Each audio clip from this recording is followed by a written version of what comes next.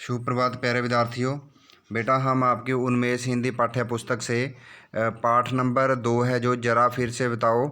Page number है उसका 18। ठीक है, 18 पेज नंबर और 19 पेज नंबर हमने रीड किए थे। तो उसमें क्या था कि एक बूढ़ा आदमी है जिसने अपने खेत में मटर बोई हुई है। ठीक है, तो जब मटर की फलियां आ गई थी तो उसने देखा कि कोई मटर की फलियां खा जाता है आके। ठीक है, और उसका खेत उजाड़ दिया। तो वो एक दिन छिप कर देखता है रात को कि देखते हैं कि कौन उसका खेत है जो उजाड़ रहा है, मटर खा रहा है। ठीक है, तो जब आधी रात होती है तो वो देखता है कि ऊपर से स्वर्ग से एक हाथी आता है और उसकी जो खेत में मटर की फलियां हैं वो खा जाता है। और पास ही एक पोखरी होती है जिसको तालाब बोला गया है, छोटा सा तालाब। तो वो पानी पी के अपना जाने के लिए तैयार होता है। तो एक बूढ़ा होता है जो जिसका खेत होता है तो वो उसकी पूंछ पकड़ लेता है और वो भी स्वर्ग में पहुंच जाता है। ठीक है, तो इस तरह वह स्वर्ग में जाके देखता है कि यहाँ इतनी बड़ी, ये देखो ये स्वर्ग का दृश्य है। ठीक है, तो ये वो आदमी है बूढ़ा जो मतलब इसके साथ हाथी के साथ ऊपर चला गया। तो ये देख रहा है कि कितनी बड़ी बड़ी मिठाइयाँ पड़ी हैं वहाँ। तो बूढ़ा देखता है कि अगर आपको मिठाइयाँ खानी है तो स्वर्ग में जाना पड़ेगा, अगर आपको मटर खाने हैं तो नीचे आना पड़ेगा। ठीक है, तो यानी ऊपर मटर के खेत नहीं हैं, जो मटर के खेत हैं वो नीचे हैं। तो ये नेक्स्ट पेज है।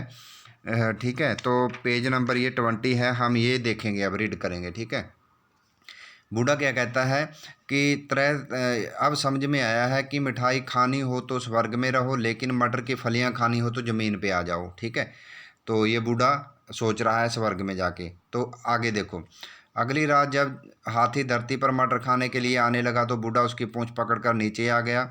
उसने अपने गांव वालों को और घर वालों को बताया कि स्वर्ग में कितनी बड़ी बड़ी और तरह तरह की रंग बिरंगी स्वादिष्ट मिठाइयाँ हैं।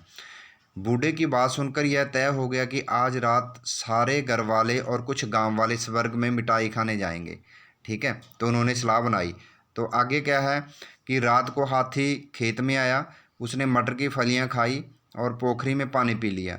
जब लौटने लगा तो बूढ़े आदमी ने हाथी की पूंछ पकड़ ली।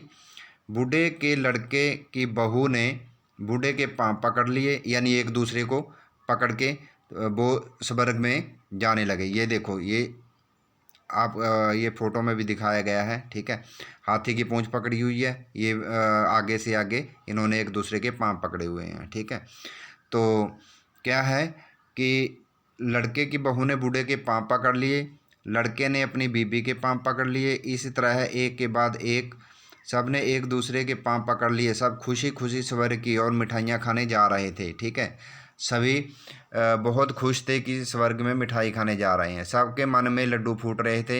एक बच्चे से रहा नहीं गया, वह बोला बाबा, क्योंकि बच्चे बार बार एक ही बात पूछते रहते हैं कि क्या करना है, क्या है वहाँ, ये है वो है। ठीक है, आप देखते हो कि आप भी एक ही बात को कई बार पूछते हो। ठीक है, तो वो बोला कि बाबा ज़रा फिर से बताना। ये देखो यहाँ आ गया, मैंने कल भी बताया था कि ज़रा फिर से बताना, है ना। कि स्वर्ग में कितनी बड़ी बड़ी मिठाइयाँ रखी हुई हैं। बूढ़े ने खुशी से दोनों हाथों को फैलाकर बताया, इतनी बड़ी बड़ी, यानी ये आगे देखो डैश डैश लिखा है कि कितनी, बताया कि हाथी की पूंछ छोड़ के बता दिया हाथ खोल के कि इतनी बड़ी बड़ी मिठाइयाँ हैं। और ये देखो कि उसका ध्यान ही नहीं रहा कि मैंने हाथी की पूंछ पकड़ी हुई है और सारे मतलब एक चेन बनी हुई है और सभी मेरे सहारे ही हैं। ठीक है, बूढ़े ने बताने के लिए हाथी की पूंछ छोड़ी ही थी कि उसका शरीर झूल गया, यानी हिल गया, ढीला पड़ गया। ठीक है, तो आगे क्या है कि उसकी आवाज़ जाने कैसी हो गई कि जब सब गिरने लगे। ठीक है, तो आवाज़ में फ़र्क पड़ता ही है। वह गिरने लगा तो सब एक के बाद एक दूसरे पर लतल पत्थर गिर पड़े जैसे आंधी में आम गिरते हैं। ठीक है, तो ये लेसन है बेटा कि ज़रा फिर से बताओ, इसीलिए इसका नाम रखा गया है। ठीक है, कि वहाँ कितनी बड़ी बड़ी मिठाइयाँ हैं, तो ज़रा फिर से बताओ। ठीक है, तो ये इस लेसन का नाम इसीलिए रखा गया है, ज़रा फिर से बताओ। कि वो बच्चा था जो बार बार यही पूछ रहा था कि ज़रा फिर से बताओ कि कितनी बड़ी बड़ी मिठाइयाँ हैं। ठीक है, तो इस लेसन बेटा ये कवर हो गया हमारा। कल 2 पेज पढ़े थे, 2 पेज आज रीड किए हैं। तो उम्मीद है कि आपके अच्छे से समझ आ गया है। ठीक है, तो आपने होमवर्क के रूप में कीवर्ड्स करने हैं बेटा कंप्लीट।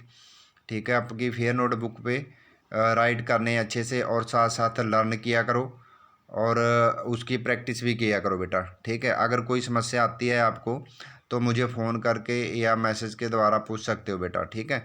तो आपने अच्छी तरह से 2-3 बार रीड करना है ताकि आगे क्वेश्चनों में मतलब आपको कोई परेशानी ना आए, कोई समस्या ना आए, ठीक है बेटा। तो आज के लिए इतना ही है बेटा, थैंक यू बेटा।